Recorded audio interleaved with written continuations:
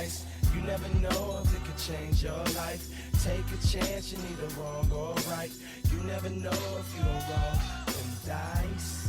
You better roll them dice. Rob, You never know if it I'm in a little panic. I'm in a bit of a pickle here. It's okay, Matt. It's gonna be okay. Tell me what's going on. What's the problem? So I mean, got my regular session of D&D this weekend. Players are fighting this like really cool dragon. Look, I even painted a miniature. Very cool. But I found out from you today that today is the release date of a new version of D&D. We've both got our new players' handbooks here, and I'm not updated. That's correct. Okay, so here's what you're going to want to do. Is my game going to crash? Is it going to absolutely. Like, you are so fucked. So here's what you're going to have to do. All right, so get out your ski mask and your gloves and your black jumpsuit, and you're going to want to sneak into all of your players' homes tonight. Sure. You have to do this tonight, or else they're going to notice. And replace their character sheets with a new one. It's in the back. You know where it is. You've seen it. Print out a new one, make them new characters, and replace them. And if they're like, "Hey, this doesn't look like my character sheet at all," gaslight them super hard. Right. Be like, "No, that's been your character sheet the whole time." And they're like, "What is this stat? That's not right. Like, this is different." Be like, "No, you're wrong. What are you talking about?" Any stop advice being weird. for if they notice me entering their homes? Or then you're going to remember when I sent you that bottle of chloroform last year? All right. Okay, just bring that with you. Do that to myself. I'll chloroform myself. Hello, everyone. It's Dungeon Master of None. I'm Dungeon Master Matt, or a secret burglar Dungeon Master Matt. And I'm Dungeon Master Rob.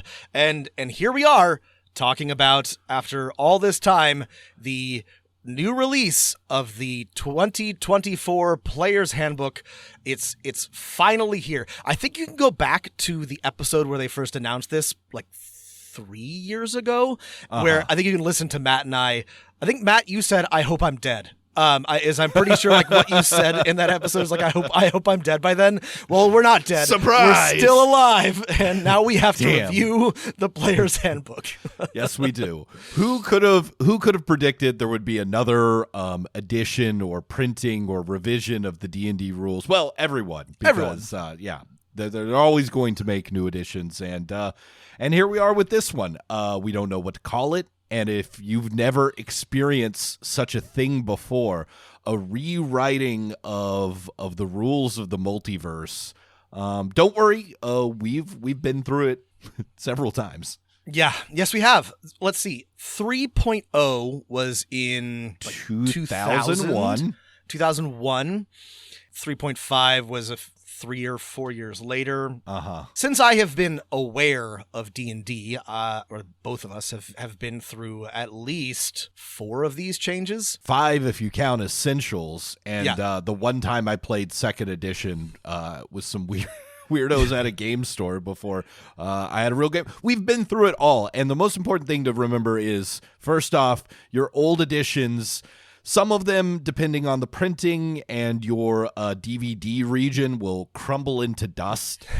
Others, the tech... Yeah, the secret DRM inscribed into the ink of your Player's Handbook will activate, and it will crumble to ashes. So that's a bummer, but, it happens. So I guess the serious thing to know is it doesn't really matter. Yeah, don't panic. There are plenty of people who continue to play original D&D, 3rd edition, 3.5, 4th edition, and with the same thing, I'm sure plenty of people will not buy the new handbook and just continue playing. In fact, Rob, for my game this weekend, I think only one of my players is even aware there's a new edition coming out and like has remembered and internalized this information. And so I'm just not going to bring it up until I get a handle on things and decide, should I make the switch, which is something we can talk about in this episode. First of all, don't panic. You don't have to do anything. You don't have to change your game. You don't have to go out and buy the Player's Handbook if you don't want to. You don't have to take any bullshit from your players if they want to use something that you haven't had time to read up on or learn about. But also, even if you did want to change or your players did want to use something, the truth is that this book is not actually that different from the 2014 Player's Handbook. And this is admitted and by design. So if you do think you want to switch or your players are pushing you to switch, know that it will not be as dramatic as the switch from 3.5 to 4 or 4 to 5 or 2 to 3 by any stretch of the imagination. Yeah, I guess the big picture thing here before we get any further is that while there are some important changes in like the layout of the book and maybe with character creation, the system is very, very similar. It's a 5.5 or even a 5.25. Yeah, and we're gonna do a second episode where we do a deeper dive on some of the fiddly bits because Matt and I are who we are, and we gotta crunch the numbers about the new ranger abilities and spells and whatever, because that's what we do. But this episode is gonna focus on the big picture, like what's the change, what you should know, should you switch, is it what good? Does it mean for your game and like running it? Will it be different? If so, how? Stay tuned for that two-parter if you want to know the crunchy bits, though there's a lot of really good work being done out there already. We'll go into, I think, what we think is relevant and interesting, but this is going to be just, we read through it, we have some thoughts, we'll talk about what's here, what's going on. And so to get us started, Rob, what are we actually calling this version to distinguish it between other versions of D&D? Because it is different. So the playtest was called 1D&D. Most people, when talking about it before, were calling it something like 5.5 edition. The official title is just the Player's Handbook 2014. Or sorry, 2024, which is the year as opposed to 2014. What do you want to call it, Rob? I don't think that it's accurate to call this 5.5 because we have a 0.5 edition. And the difference between 3.0 and 3.5 is substantial. There are not massive, but significant rules changes. There are not many significant rules changes in the 2024 PHB, which we're looking at. In fact, there are very few. In fact, most of what's there is an addition. There aren't a whole lot of changes. So I don't know, man. I would call this 5.25 or 5 plus or something. It's not really different from 5th edition. It's really just like a super version of the PHB. I'm hesitant to call it the 2024 edition. One, because the other two books in the core set are not coming out until 2025. Right. And it's just awkward to call it a year number, especially as we move in time. I'll probably just default back to 5.5 because 5.25, while more accurate, is this too many numbers to say. But anyway, that's what it is. It's not 1D&D. I mean, this kind of leads to my next big question that isn't about the actual game, which is, Rob, much of the hype around this edition was super silly and stupid, right? There'll be a video of some designer being like, and now barbarians can do a lot more in combat. And you look at the ability he was talking about, it's like, well, they get a +1 bonus when raging to a skill check. Who cares? I don't. But there were a bunch of videos of Jeremy Crawford breathlessly hyping the most banal ability update I have ever heard of. Just now allows you as a barbarian, while your rage is going, to make certain ability checks that use particular skills and make those checks using strength, regardless of what the normal ability is for those particular ability checks. Truly uninspired stuff. So whatever their marketing team was doing was not working on me. Maybe somebody found that enthralling, but yeah. No, not for me. But the one thing that was hyped in the marketing was that this version of the Player's Handbook would be compatible with the rest of the books published for 5th edition. Now, that was much hyped and much belly ached about when people were afraid that it wasn't. What's our judgment, Rob? Do we believe the hype of backward compatibility? Yeah, I think this is broadly true. I do think that this is correct. There are, and we've already found a couple of,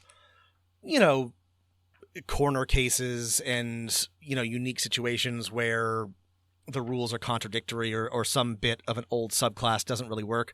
But for the most part, this is correct. You should be able to use everything from all the old UAs, all the old subclass books. We will see about the monster manual. That is maybe a question mark.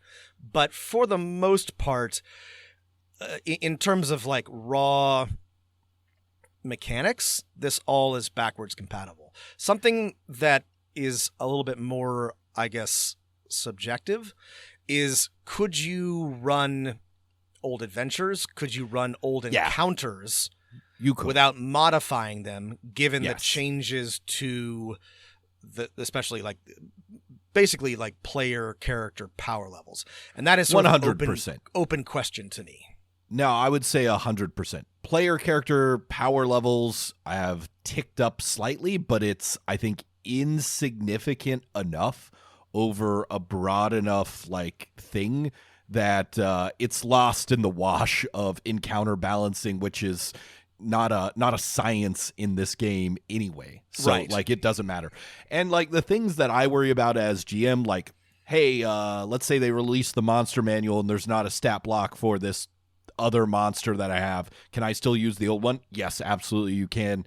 Can I still use this adventure, this NPC, this magic item? Absolutely. And I think, like Rob said, except for some corner cases, things that didn't get updated because they were in some extra book, some subclass or something like that. Broadly speaking, most of those are still going to be able to slot into this new revised edition, 5.5. So I think, yes, much was sacrificed at this altar of backwards compatibility. Many things that probably lots of folks would have liked changed were not changed, but the people who wanted a 5.5, a 2024 book that's backwards compatible, yeah, I mean, as much as you can you change anything and it still be the same, that is the case here. Like, here's an example, Rob. I thought, should we redo our warlord class? And I'm like, some of the like language style could be changed. Like, there's a thing that should be like, this should be a blank action instead of you do this thing.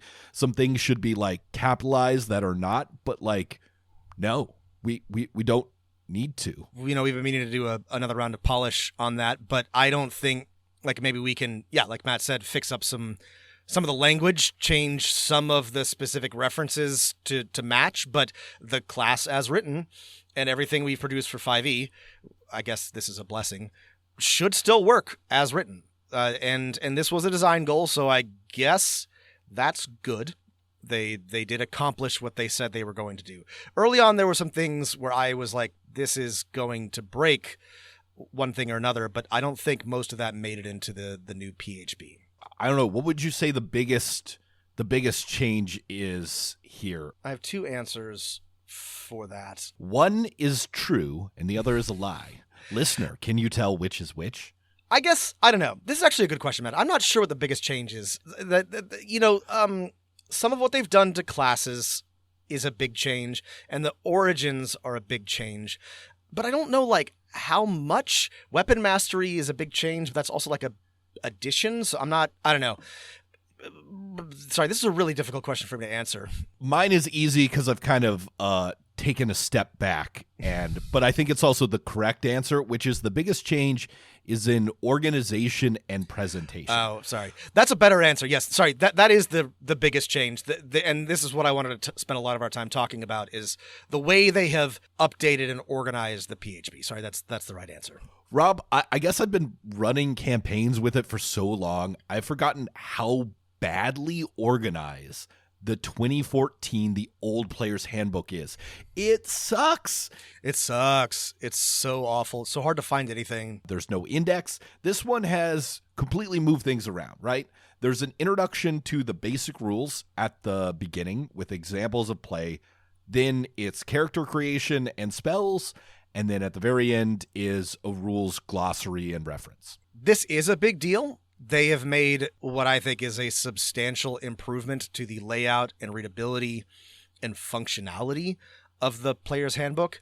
The rules glossary is a desperately needed addition. It is something that we have needed for 10 years. So I guess I'm glad it's here now. The index is more useful. The layout of the book is still not precisely what I think is intuitive. It's a lot closer. It's much closer. I also like all of the examples better. I like, so here's there's a lot of small things, but like one example is in the character classes chapter, there's a much more detailed explanation of the character classes and a bunch of things before you get to the class charts, yes. Which I think is the right decision, because as useful as the class charts are, they are visually distracting and stressful for new players. So I think this is just like one example of Wizards finally learning some lessons. Not a lot, but some. I think it's useful, and the correct decision in pretty much every role-playing game is to go over rules first, then character creation, because how can you create a character if you haven't read the rules? However, D&D 5th edition or 5.5 is so clunky, they sort of realized they can't get all the rules of the game in before you get to the stuff that people actually like. So the rules are split between the sort of basic rules told more in like, okay, well, you this is how checks are made, and then there's exploration, and then this is the special situation of combat. And then all of the fiddly bits are moved to a glossary, which is the, kind of keyword tagged thing. So to read the rules, you kind of have to read the front half and then constantly reference the back half. So it's still, the rules are still split up, but at least they're now in 2 locations instead of 7.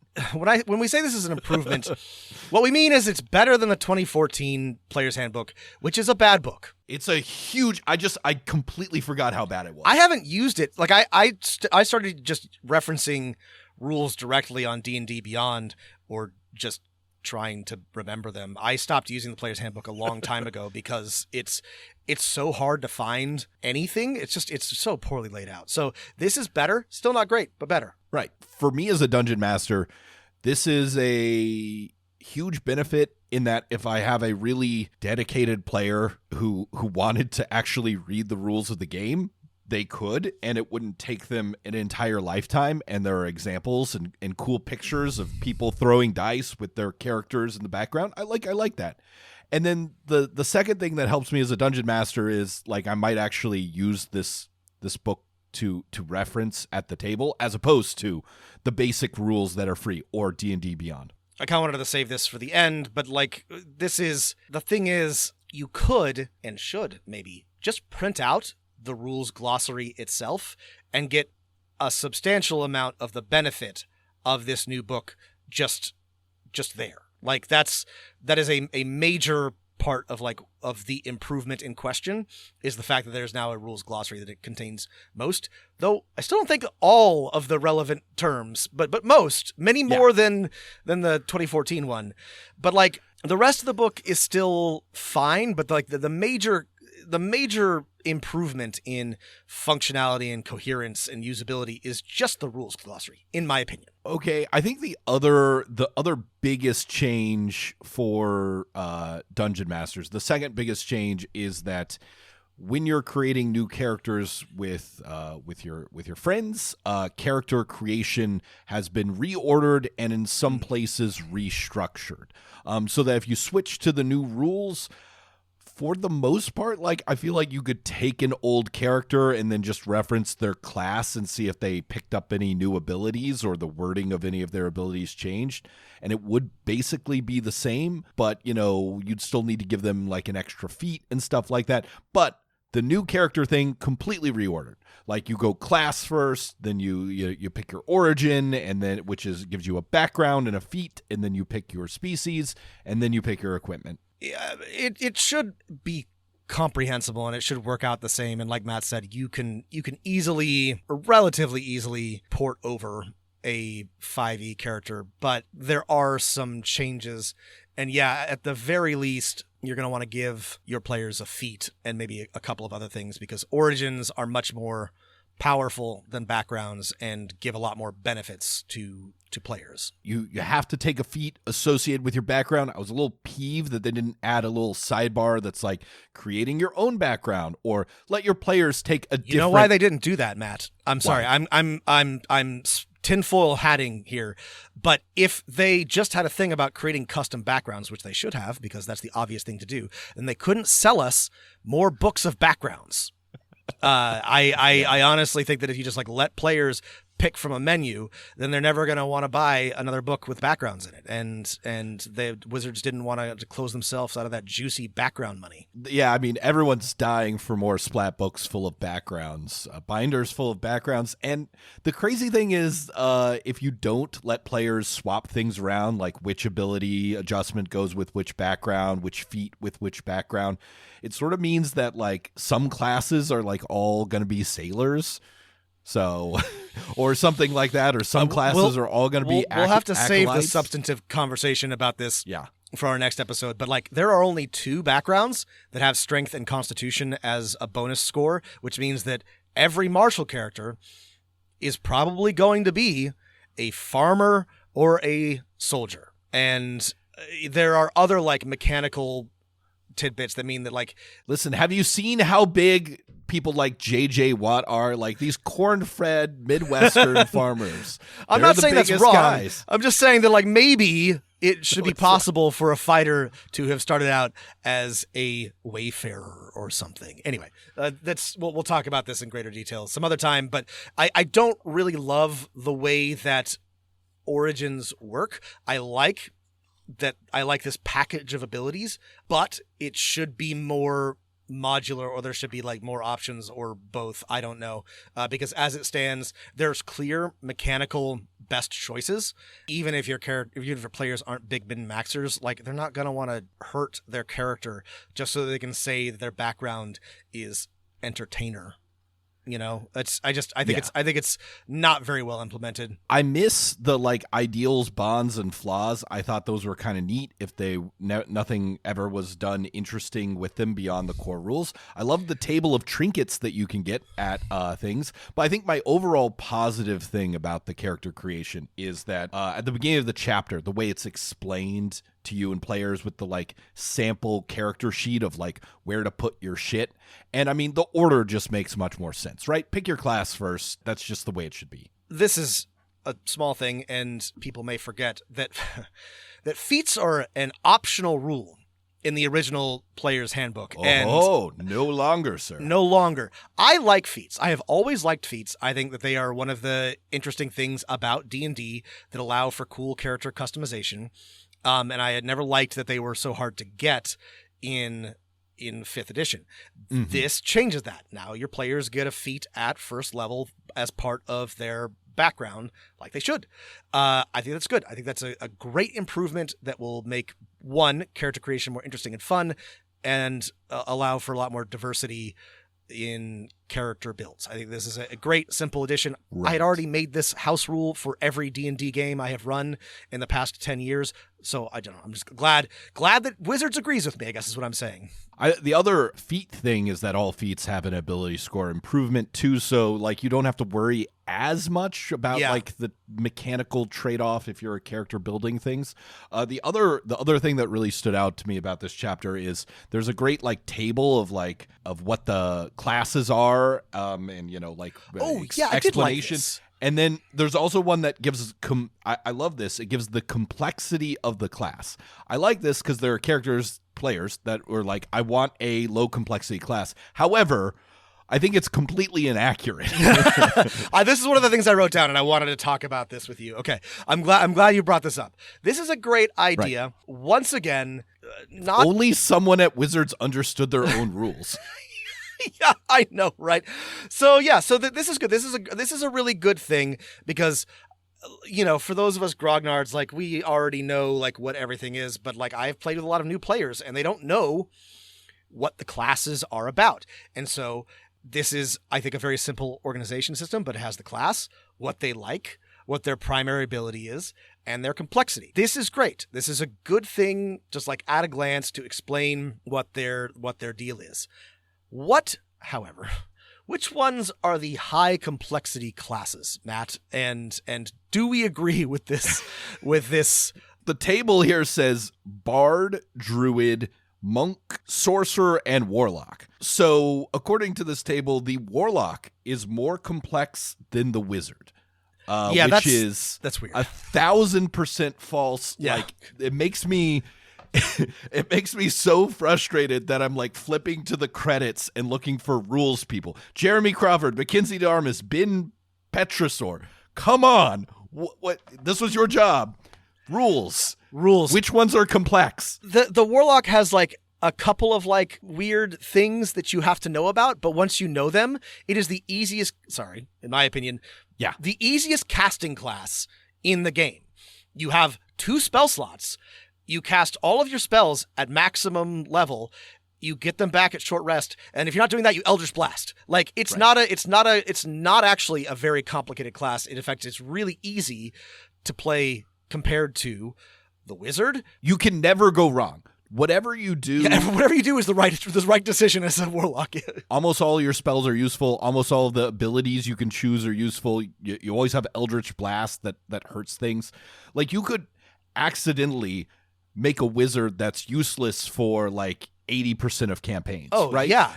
You know, if your DM is diligent about what spells you have prepared, your spell slots, you have to be very smart to play a Wizard, right? You have to make sure that you are choosing the right spells and memorizing the right spells and making smart decisions. Choose different ones every single time you rest. Yes, right. That's complex. The Warlock, they can only change like when you level up. Like you have to make an effort to change. Yes, them. The Warlock does this for you. Like you don't have to make very many decisions except what spells do I have. The low complexity classes, Matt. I thought this was very funny. So one of them is Fighter. I'm willing to like let this slide. I disagree strongly, but I can see how maybe if all you're doing is just running up and attacking, that might be simple. Especially with the new weapon mastery changes, I don't think this is true at all. But like, let's leave that I one think aside. the correct answer, Rob, is there are no longer any low complexity classes. But the one that really chaps my ass, Matt, is that the second low complexity class is Rogue. Look at that ass. It's so chapped. So chapped.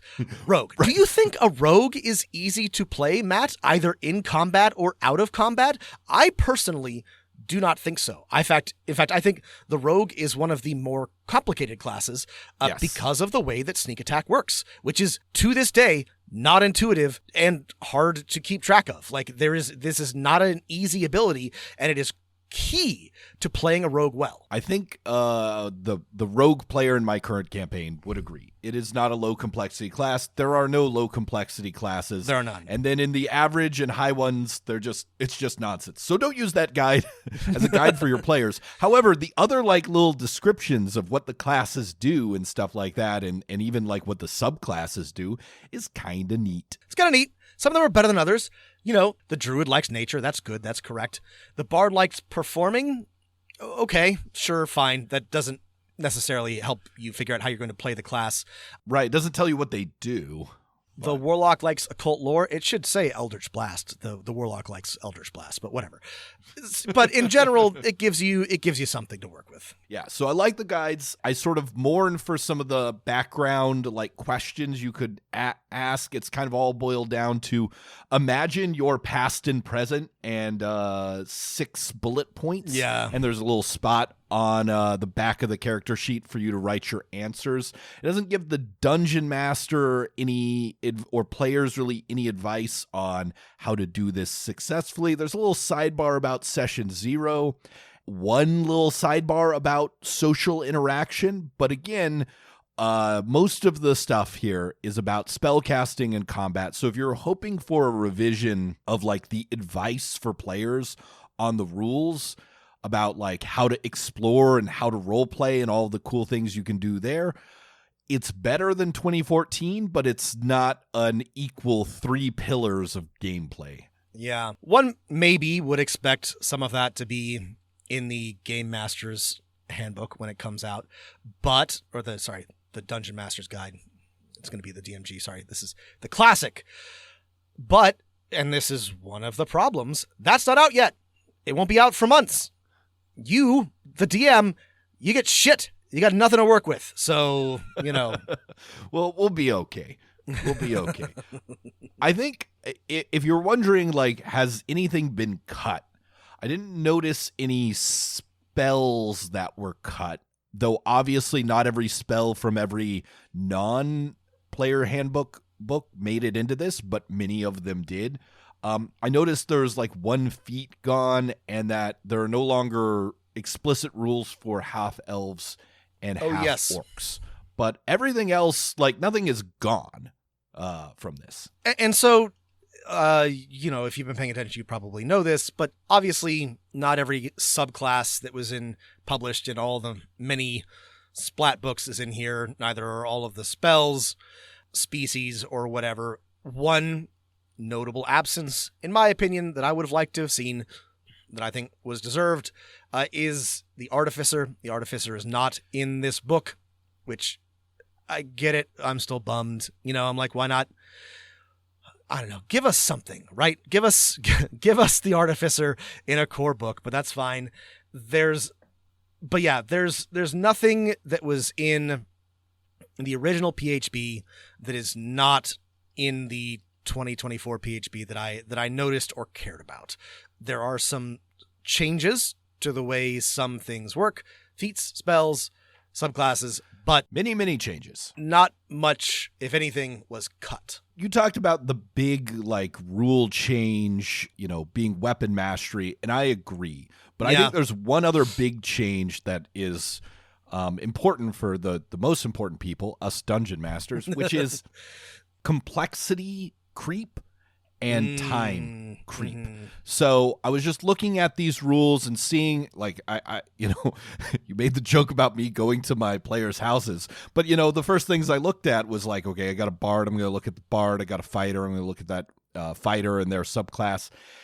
And I noticed that more classes have bonus action things to do, and that more classes have weapon mastery, which of course is completely new, which causes more rolls to happen. So I think the biggest change, the thing I would most pay attention to if I switch, is everything going to take longer? Everything is going to take longer. This, I think, was in some ways a needed change, but classes that didn't have good uses for their bonus actions or reactions have been given them. Every martial class, that's Barbarian, Fighter, Ranger, Paladin, now has weapon and mastery. rogues. Do rogues get weapon mastery? Yes. They do? Oh, my bad. They get 2. Now has weapon mastery, which is neat, but also complex and involves, in almost every case, most cases, a roll.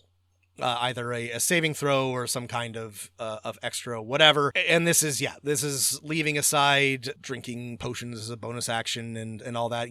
Everybody has more to do, which I think is good.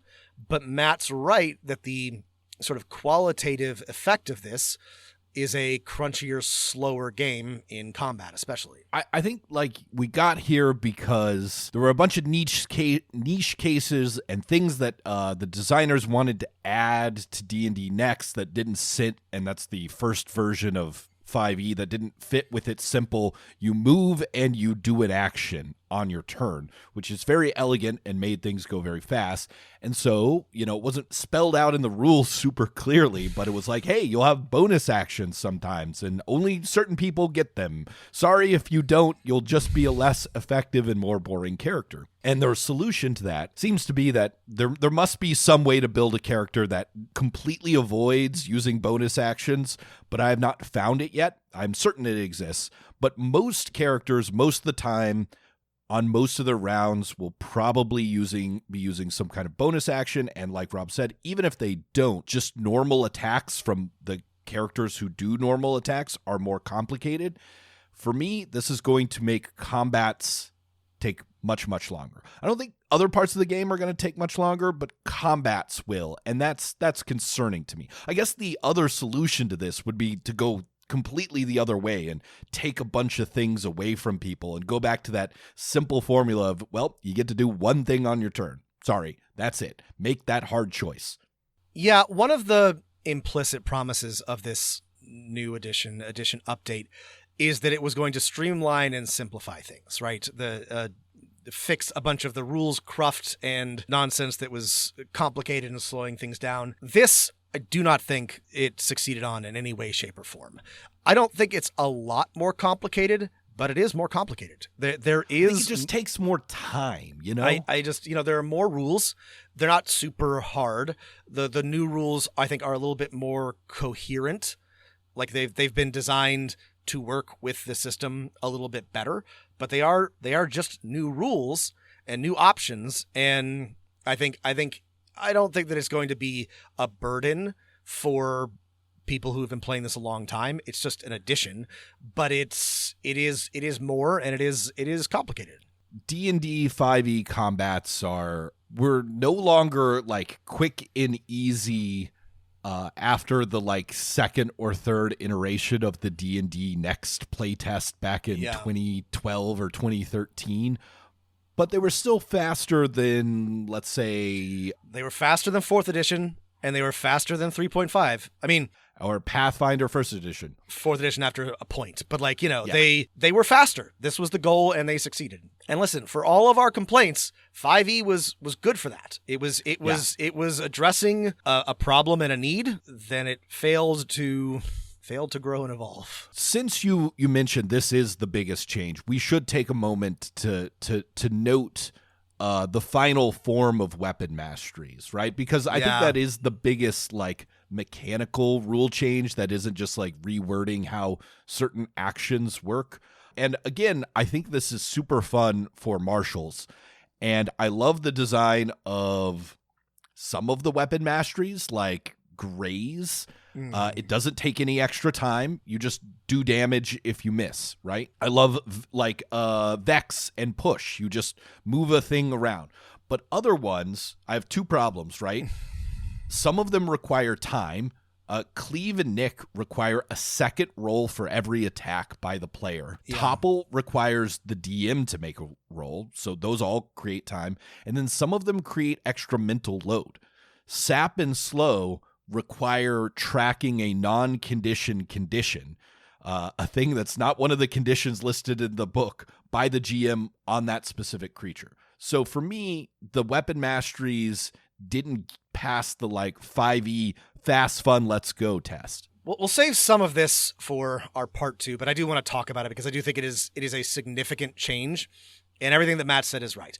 I'm a marshals guy. I love my fighty dudes, and I have always felt a little like the redheaded stepchild of wizards. They don't get a lot of fun toys, and marshals have gotten a ton of fun toys in this edition. That makes me happy. That being said, I don't know about the implementation of this. A good example, Matt, you're so right about this, and it's so dumb, and I don't know how I would have done it differently. But are you going to do Cleave as your example? I was going to use Slow as my example. Actually, Cleave is the worst. We'll get to you. Cleave. Give me your Slow. I'll give you my Cleave. So Slow, you're absolutely right about this. If you hit a creature with this weapon and damage it, you can reduce its speed by 10 feet until the start of your next turn. You can't do this more than once. Matt's right. They don't have the slowed condition. It's even easier to remember something like, what is it? Sentinel reduces their speed to 0. That's easier to remember than they have 10 less speed. Here's another fun thing, Matt. The annoyingness stacks here because the untyped condition that Matt is talking about, that's annoying. That's a problem. If it was even something like how Draw Steel might do it, and say it has the condition slowed 10, that would make more sense than the way that it is written. But here's the thing: you could also take what's it called, Slasher, the feat, which gives the following benefit. Hamstring. Once per turn, when you hit a creature with an attack that deals slashing damage, you can reduce the speed of that creature by 10 feet until the start of the next turn. So, if you are using a weapon with slow and as a slashing weapon, or you also use a slashing weapon, then your GM has to remember that that is actually 20 feet of speed reduction. And these things do not talk to or interact with each other or have any sort of like, that's just like you have to write down somewhere 10 minus 10, 20.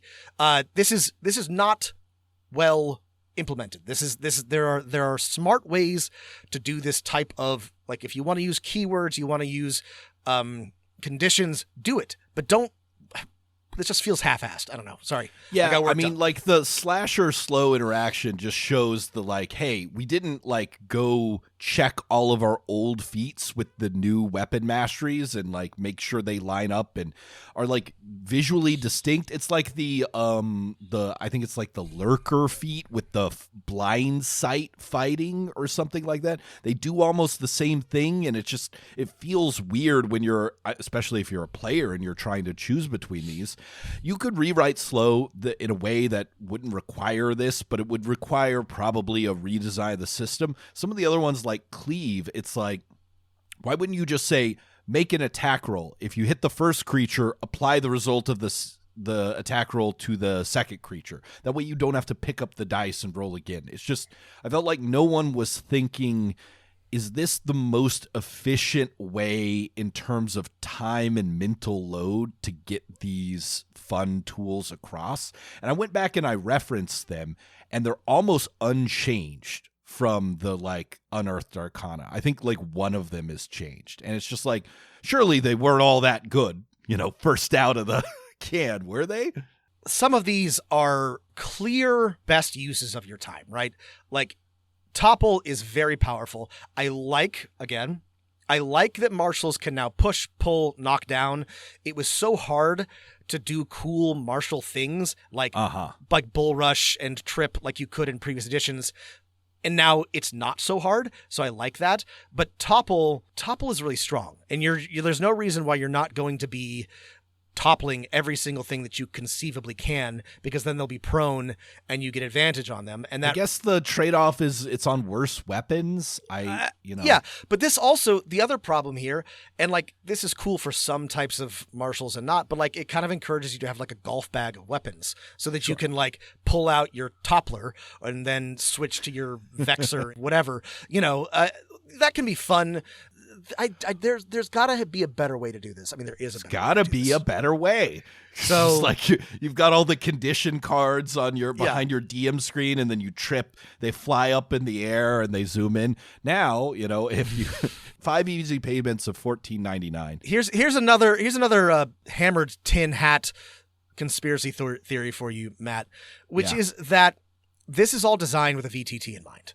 That they don't give a shit about how hard this is to keep in your mind and run at a table, because they are planning on making you use their as of yet unannounced VTT to run D&D 5.25. I think we would be able to tell. There would be more stuff in here that was VTT like if that was the case. But that is a great tin hat conspiracy. I hope it gets started. I hope people pick it up. Retweet this, re-X this if you hear this. Let's make this happen.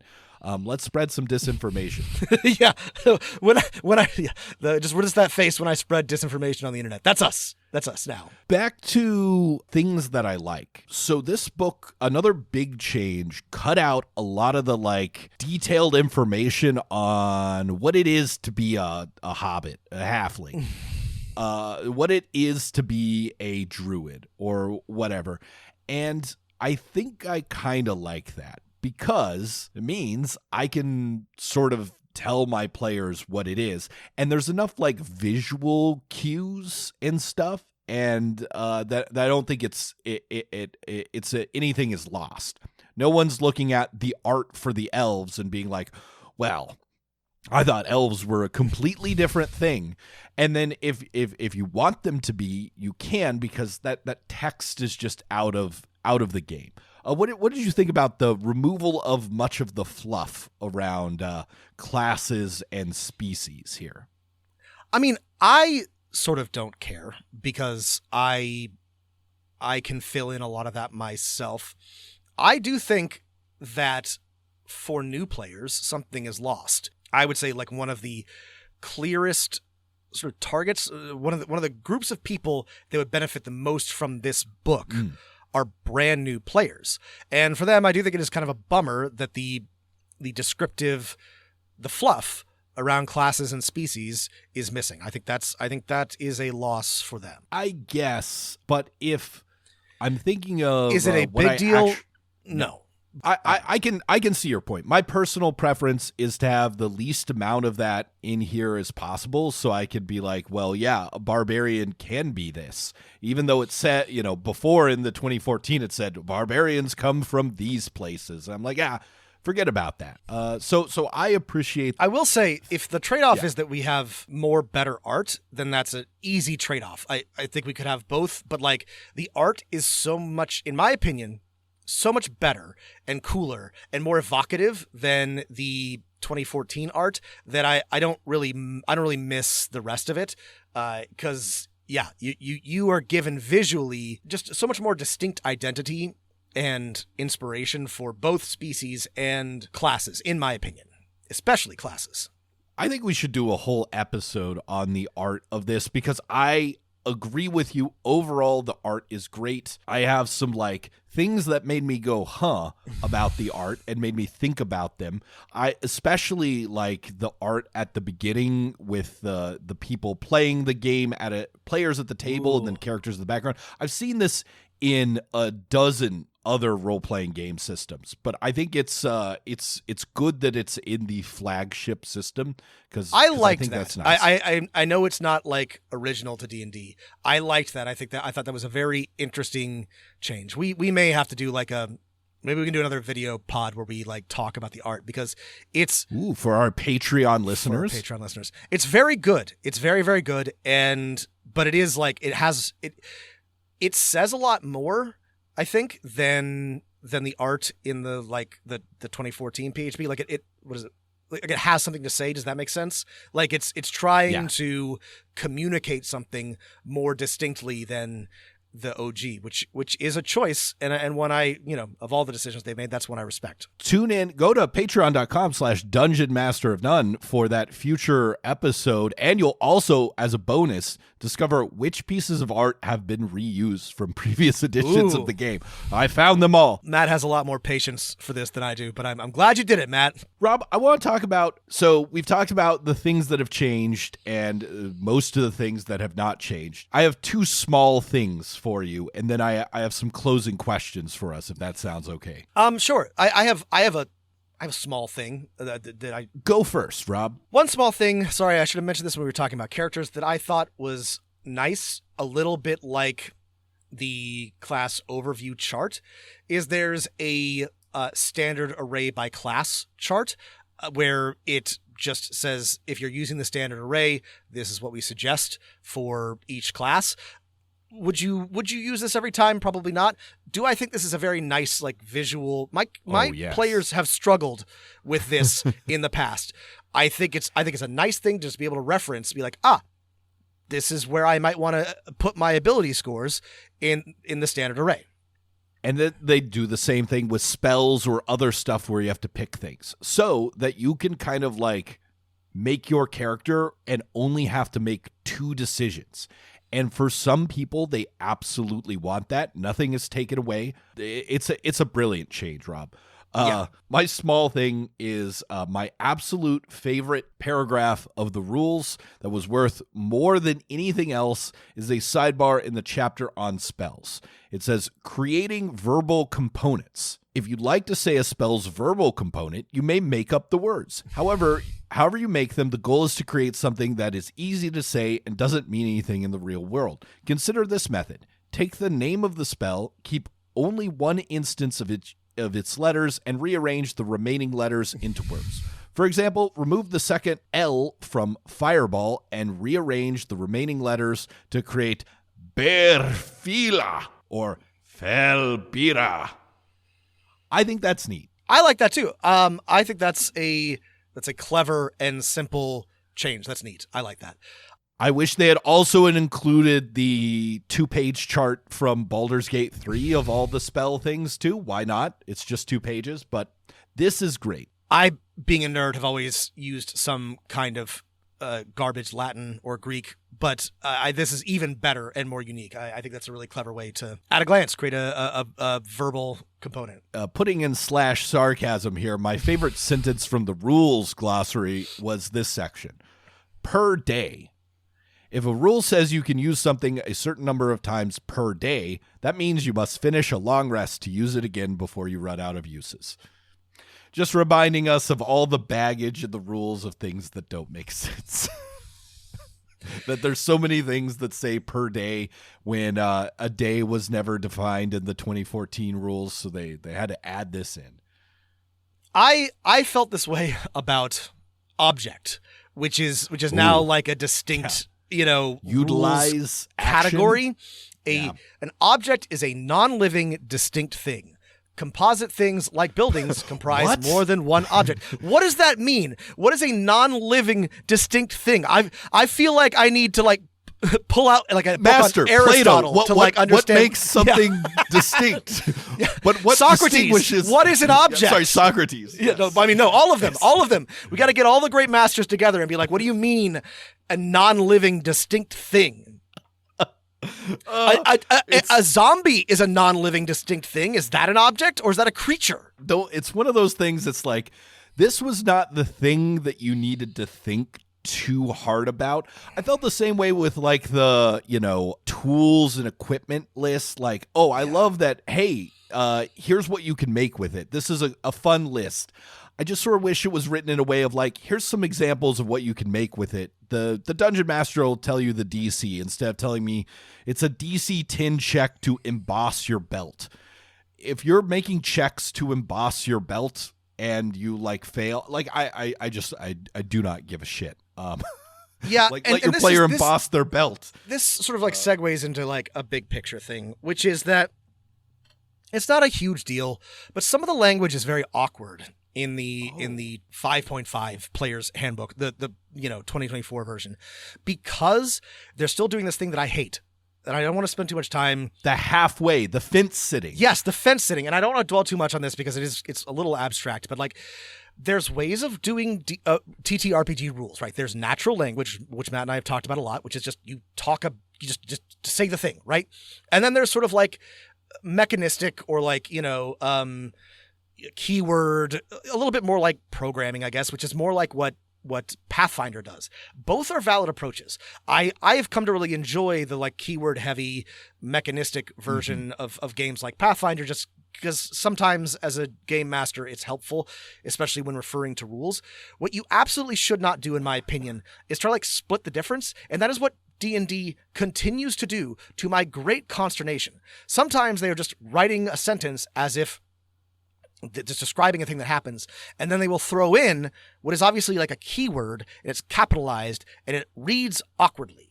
And you should do one or the other.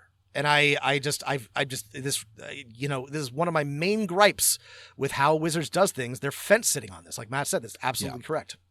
So, because so little has changed, the good news is it is, for the most part, not 100% easier to spot the key words when that word has a special non-natural meaning than it was in 2014, right?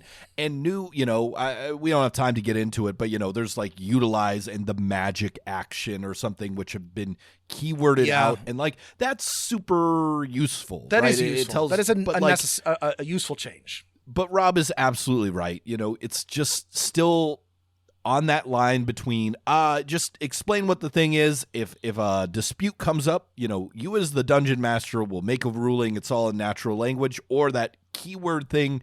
No, you should be able to understand exactly what this means. I think my biggest takeaway here is that this is a better version of the player's handbook. I like this one more than the other one that I have sitting over there. It's going to be more useful to me as a dungeon master.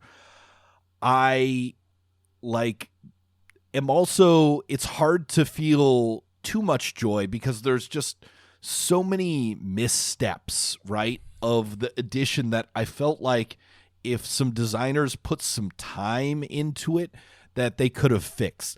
For example, here's just, if you don't get what my point is, heroic inspiration, right? It's not covered very much, and it's a re-roll of any D20. You can only have one at a time. If you get another one, you have to give it to yourself. It's encouraged that the Dungeon Master should give this out to the players. Except humans also get heroic inspiration at the beginning of every day.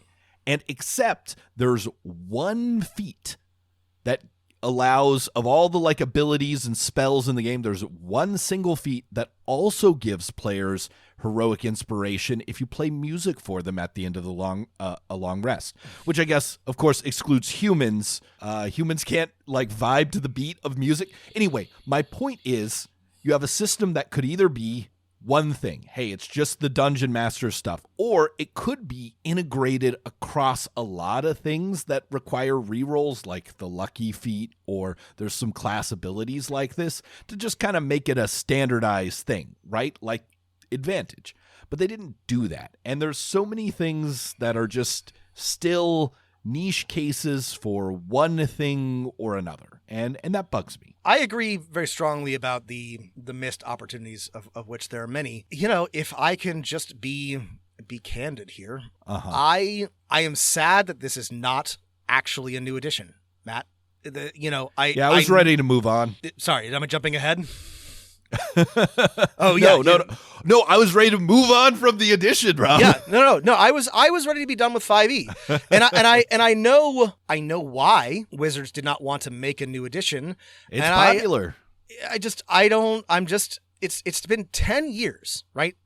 Remember, the original PHB came out in 2014. That is not the longest, but like longer than average for a D&D edition. It is time, Matt. And the fact that they are now putting out 3 new books in 2024 and 2025 tells me that if we ever get a new edition, it's not going to be until 2030 or something, like at the earliest. And I'm not going to pretend like it's not true that I'm a 5e hater. I'm on this podcast all the time bitching about Wizards of the Coast and Dungeons & Dragons and 5e and how I don't play it anymore, but I played it for a long time and I am fond of the game. And to me, this signals, a dearth of ideas, like a dying on the vine of any sort of like innovation or forward thinking or energy at Wizards of the Coast. The biggest innovation I saw was that how to create verbal components. Yes. For me, that was it. Yeah. I mean, there are some cool additions. There's not a single new idea in anywhere in this book. Even if you didn't like 5e had new ideas. 5e had innovations, not really like unique to the TTRPG space entirely, but new to D&D. This has nothing. This has nothing new. It shows absolutely no innovation. And what we've seen in the adventure design in the last year or two tells me that they're not going to be coming up with anything clever there either. So, 2 things, Rob. One of the biggest changes, for example, between editions like 3 and 3.5 wasn't just the rules. It was like the publishing strategy of what they made. Yes. I don't know if you remember any of those 3.0 source books or adventures, but they didn't have color art. They mostly sucked. Like, they put more money into the splat books and the adventures, and that made a big shift in the game. And that's, I guess, a big unknown. It remains to be seen, is Wizards going to change any of their publishing strategy with this new edition? We just really can't know what they'll actually do. They tried with the Spelljammer box set. That was a new idea or a new publishing, I guess, avenue. That wasn't very good, so that's not like a great example. But but this, if they're just going to release 3 books in the same format as they did 10 years ago, that's also like, that's not encouraging. This is the most well-resourced, well-established tabletop role-playing game company in the world by a significant margin. And now is a really exciting time to be a tabletop role-playing game player enthusiast, a lot of cool things are happening. And it is to me, it makes me sad that none of that is happening at Wizards of the Coast. Well, I mean, if we look at the names on Wizards of the Coast, right, in the credits of this, I noticed 2 of them are no longer of the like people credited with the actual writing of the book are no longer with the company because they either got laid off or pushed out or who knows what. And then the other ones, the people on the masthead were around more or less for the first iteration of this game.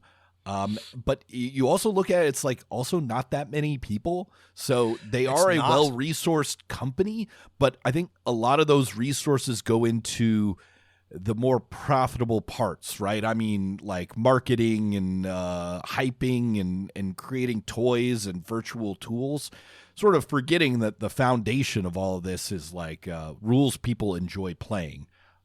So, Yeah. If I was playing City Skylines Sim tabletop publisher, I would put more points into rules developers. There's 5 designers, 3 rules developers, which is fewer than on many indie RPGs that we have read. Yeah, that's a good point, Matt.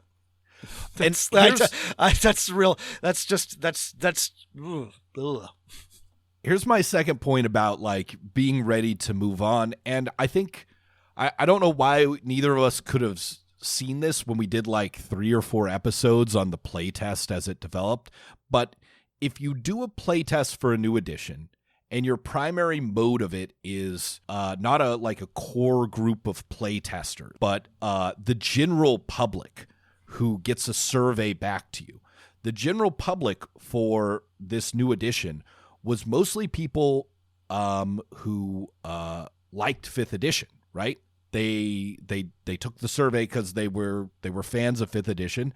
And so, of course, I guess it's not surprising that the feedback they got from those people said, hey, give us the thing we already like again. So it's, I guess, under those sets of original choices and constraints, like these, we're not going to hire that many more people, and we're going to do this with a big survey to anyone who wants to take it. And most of the people who are going to take the time to take these huge surveys are people who are already fans of what is here.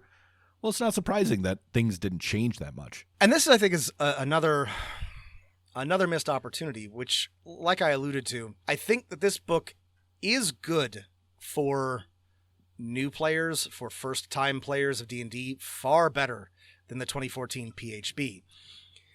The problem is that I don't know that this is going to bring in any new players. Like I don't know that I don't know that that there's anything about this that is going to draw in anybody who's not already a D&D player. Well, it was already sold out at your local gaming store, Rob, so maybe. Because of people like me, Matt. Like, that's the thing. You're absolutely right, though. There's still enough nerds who will buy everything that Wizards publishes, but will it grow the hobby? And, like, that's, that I don't think it will. And I think it should. And for all our complaints about original 5e, it grew the hobby, I mean, it sucks because even if they were doing something like maybe they originally planned before they got all this feedback, right? I thought they had in some of the early playtest ideas enough like changes that would have added something more here where I think it would have got enough people excited to return to this game that it then would have grown the hobby by, them inviting their friends to play D&D, because that's the only way most people play D&D is someone invites them to play. And I was just thinking about like, oh, hey, like all these simplified class groupings and spell lists and even things that were introduced later in the playtest, like bastions, which it was, undercooked, but it was like a perfect idea. Like, put the rules in the game for like base building so that like everyone like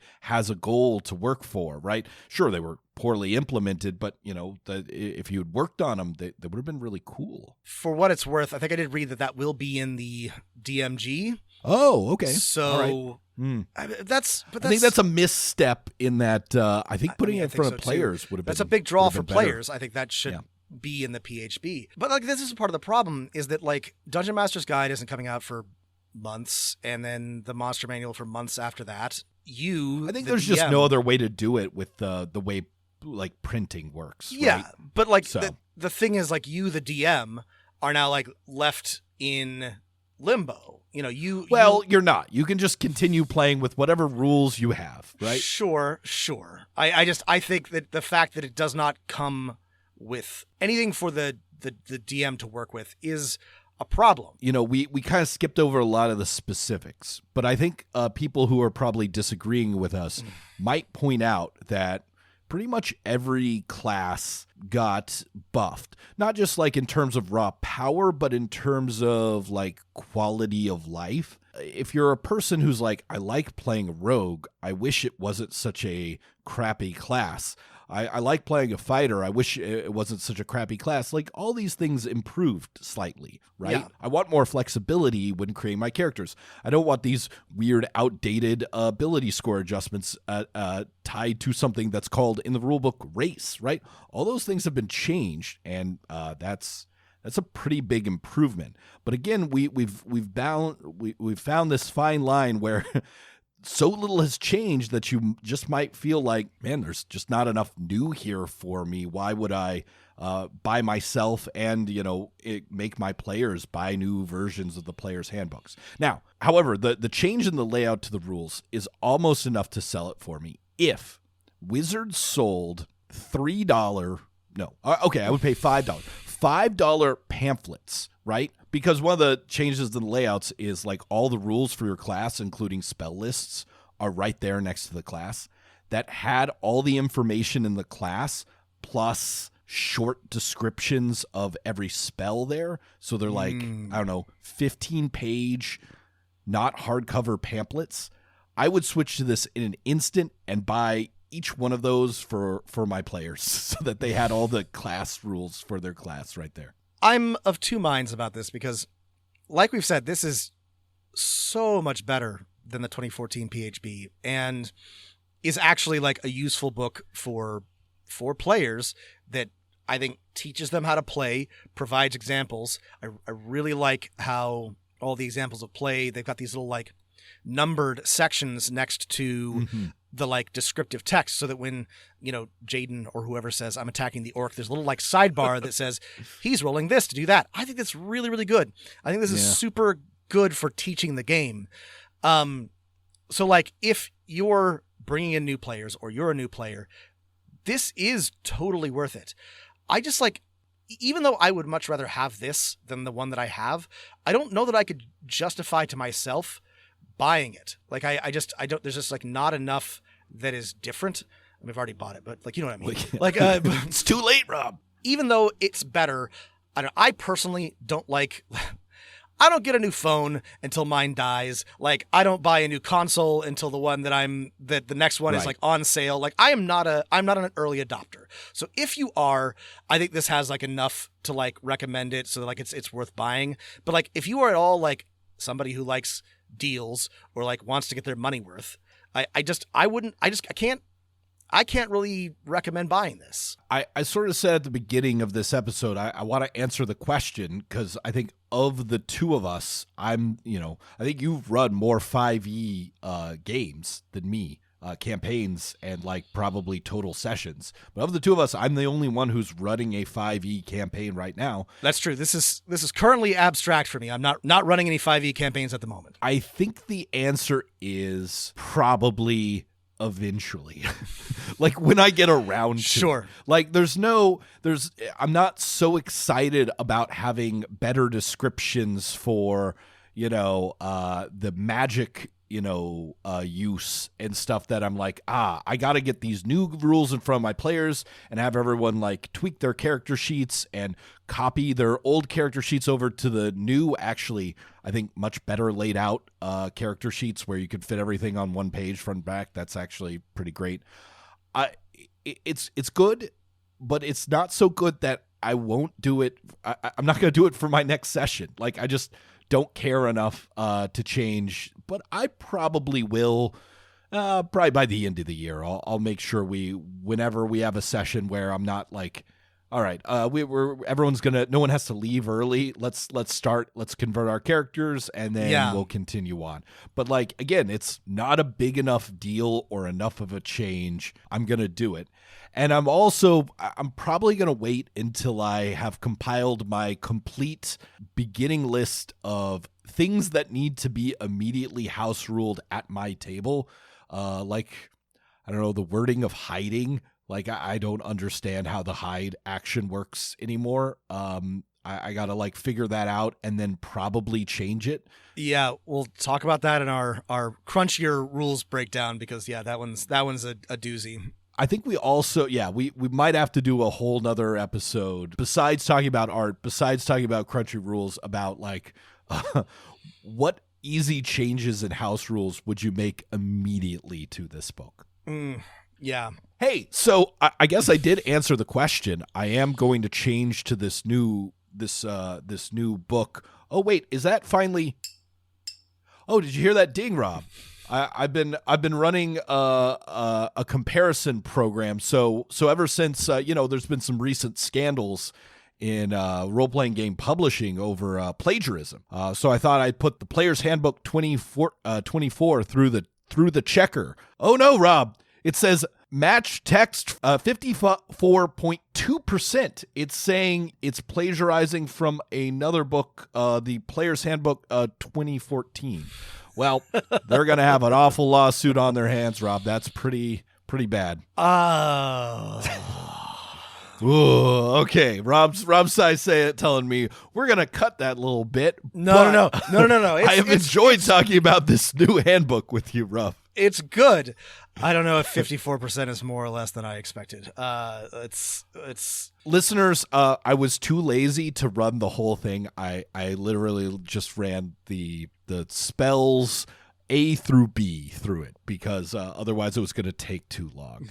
So don't come at me at the accuracy of that 54.2%. There's the first of at least 2 episodes about the PHB, the new Player's Handbook 5.25, 5.5, 5e plus, Player's Handbook 2024, whatever you want to call it. 50th anniversary, Dungeons and Dragons. Look, I'm not gonna hide my disappointment. I'm disappointed. I had hoped for more. I'd hoped to be surprised. There were no surprises. Everything that they told us was going to be in it was in it, and nothing new. And very little innovation, and I am sad about that. But, there were many missteps, many things that could have been fixed that weren't. They fixed the layout of the book that I think will be enough for a lot of people, and I know it will eventually be enough for me to switch over. But again, like we joked about at the beginning of the episode, who care? Really, run whatever game or edition you've been running. Like we said, Rob and I have been through enough edition changes. No, it doesn't matter. Just keep running the other one you have. And honestly, it matters even less this time because guess what? Backwards compatibility also in this case is going to mean frontwards compatibility. So if a new thing comes out, there's no reason why you have to have this Player's Handbook to use it. Yeah. I wonder if they thought about that. Ooh. Yeah. Well, if you want to hear more of us talking about the Player's Handbook, including a future video episode and over 36 hours of back premium episodes, you can head to patreon.com/dungeonmasterofnone, $5 a month, link in the show notes. If you have other thoughts for us, you want to chat with other like-minded DMs, you can join our Discord. It's free. Link in the show notes. You can email us at dmofnone@gmail.com. As always, thanks for listening. and keep rolling them dice. You know what I'm most disappointed, Rob? Actually, I've changed my answer. I don't know if you noticed this, but the little snarky joke disclaimer at the front of the book that's been in every 5e book, it's gone. They don't have one. They're too serious for the PhD. They've truly gone woke, Rob. Can't even have jokes anymore because of woke. Every time I thought I'd got it made, it seemed the taste was not so sweet. So I turned myself to face me, but I've never caught a glimpse how the others must see the faker. I'm much too fast to take that test. Changes. Turn and face the strain. Changes. Don't wanna be a richer man. Changes. Turn and face the strain. Changes. It's gonna have to be a